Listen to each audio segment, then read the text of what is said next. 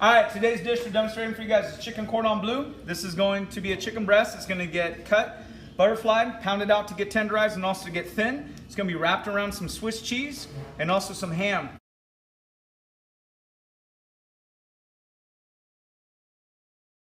That are going to weigh in at about an ounce a piece, okay? So for portion control.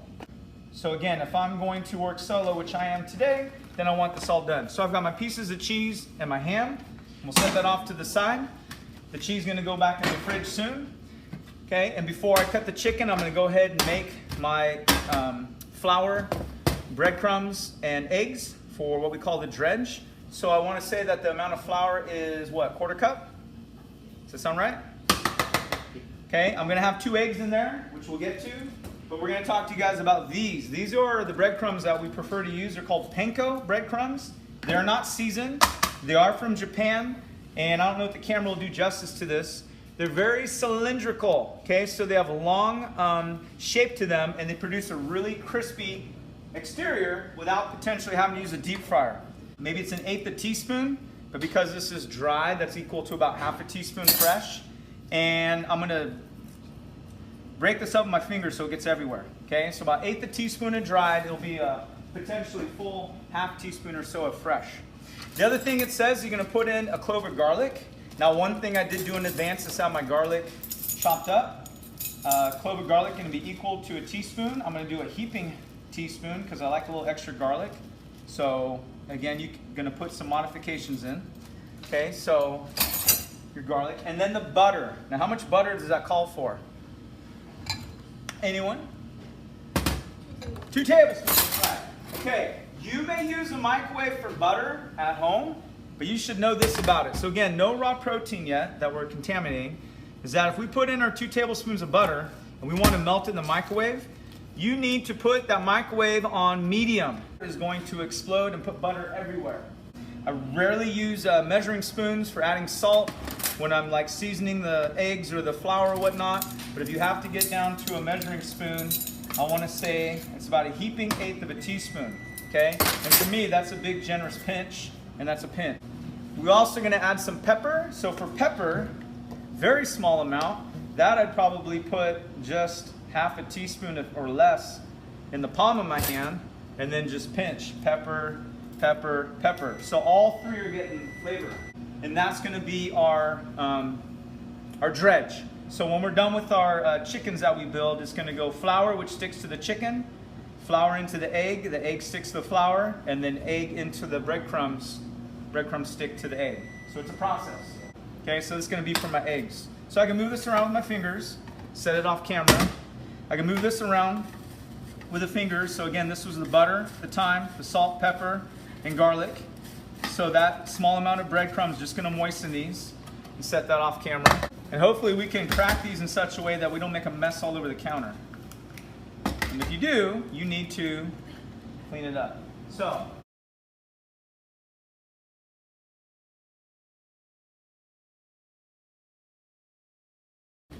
okay, I can go ahead and get our 8-inch square ready to go for these to go into.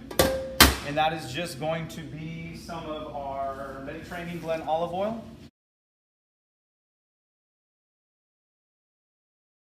But it's time to get our butchering done. Okay, so use your yellow board, try to work small, clean as you go, flour's done, can get put away.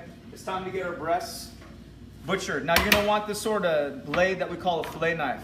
I had this chef's knife for cutting the cheese, but it's not the flexible blade that's so great for splitting a chicken breast. I'm cutting towards my hand, so I definitely want a butcher's glove that fits my left hand. So if I do cut into my hand, does that freak you out? Is looking for some pieces of fat, okay, that could get trimmed off. And also these pieces on the side, there's meat there, but we're gonna be splitting this in half. These are kind of like tenderloins, so I've got a separate bowl to add to.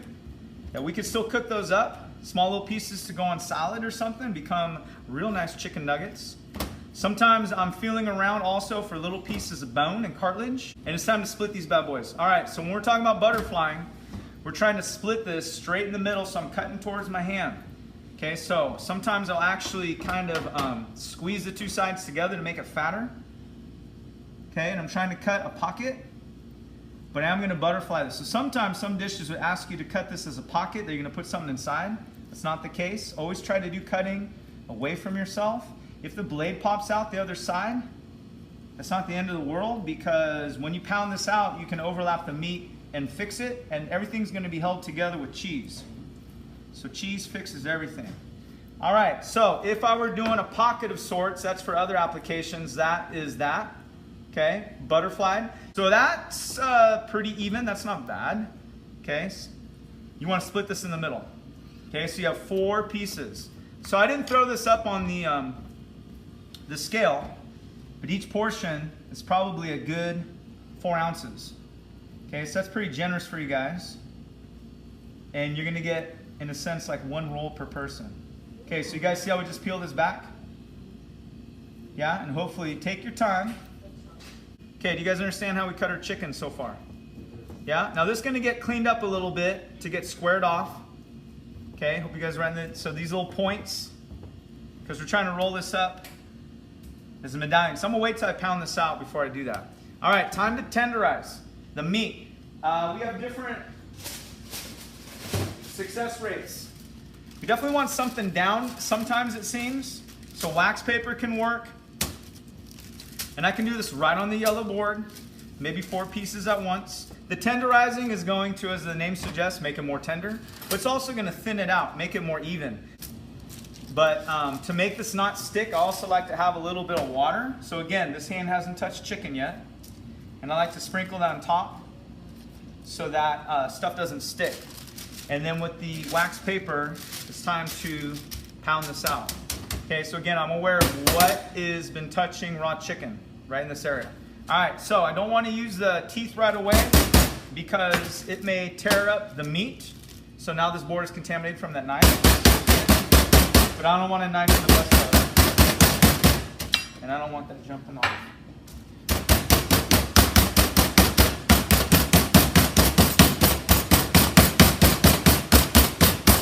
If I know where it was thicker, that's where I pound a little bit more. And if it was thinner in some areas,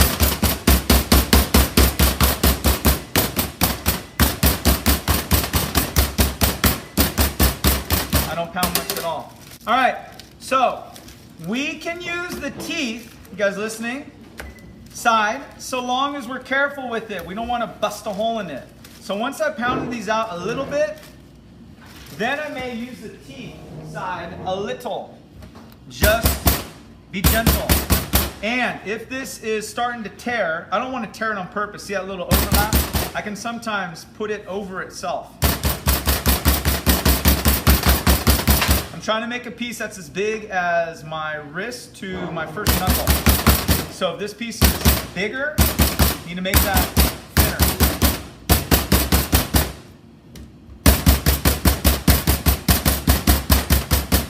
There'll be one of these mallets per group.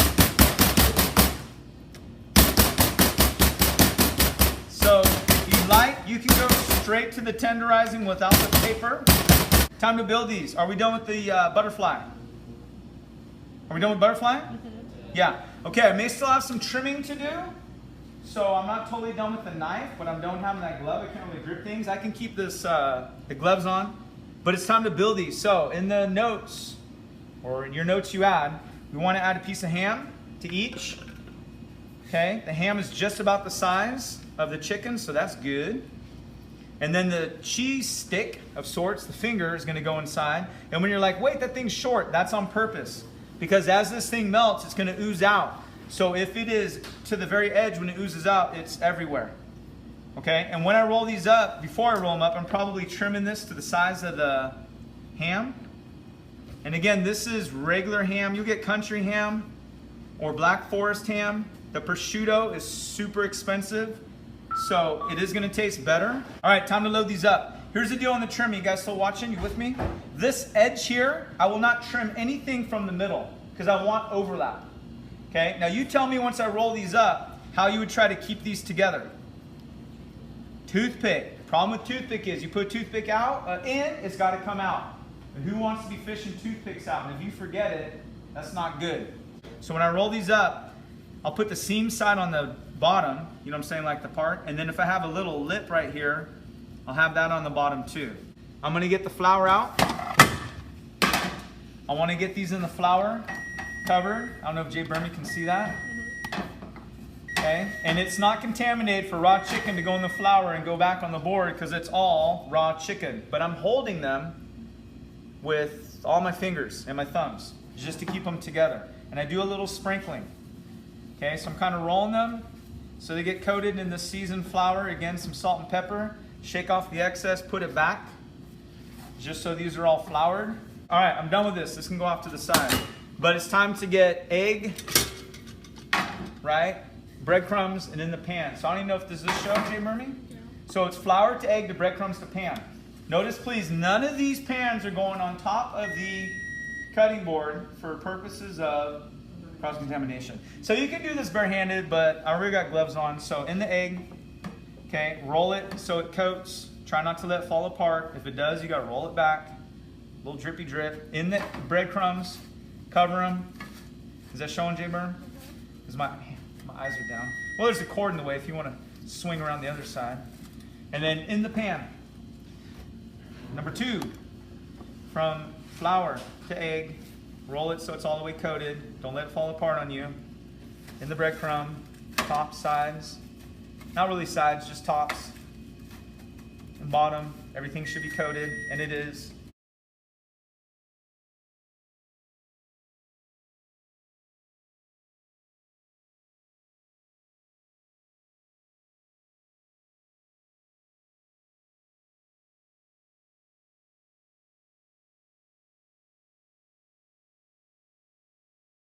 Even if I think, y'all listening, that I didn't make a raw chicken mess here, guess what I need to do? Wash and sanitize that area. So Jay Burmy, do you have, I've got soap.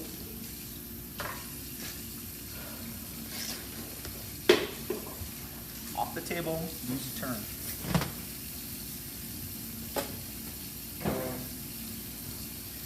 All right, now while we're doing this cleanup, what is the temp at which chicken is cooked? 165.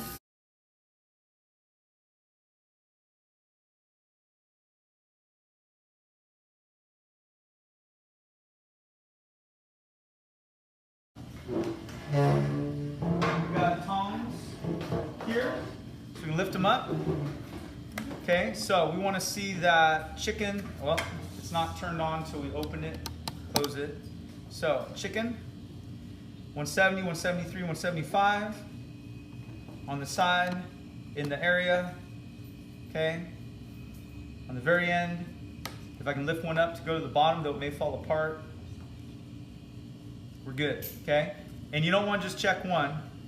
If you take a temp, that's what's so nice about these digitals is they're so quick. But again, you got to be in the chicken, you understand? So this chicken's 183, but the middle where the cheese is 202. So if you go dead center and you get a 165 reading on cheese, you'll be like, I'm good. But you bypass the chicken, which may be like 145. This may be the truck. All right? Hello? Get evidence of me on my phone. Hi. Yeah, you're leaving Pavestone? I'll have someone meet you out. Yeah, I'll have someone meet you out front. Thank you, sir. Okay, bye-bye. All right, time to cut these bad boys up.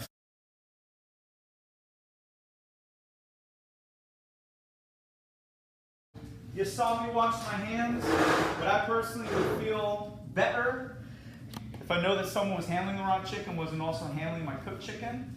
So we put gloves on, that's even more so. All right, so we lift that out. All the cheesy goodness in the pan. Yeah, so probably in half. And half again. And you guys can come up and have a piece.